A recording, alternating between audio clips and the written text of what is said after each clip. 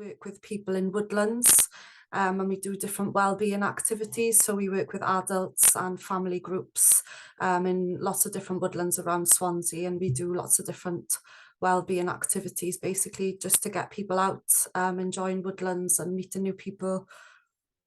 It's been proven now by scientists that being outside is good for your well-being.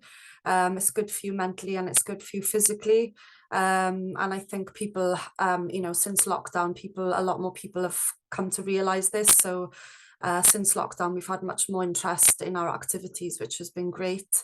And as well as, being good for you, it's good for people to get out of the house and meet new people as well. So there's a social element to it as well.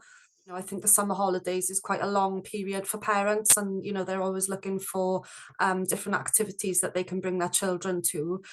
So yeah, it's just been, they've just really enjoyed bringing their children along, and the kids have loved being outside, and we've done things with them that they probably wouldn't normally get the chance to do, like lighting fires and using knives and things like that. So yeah, they love it.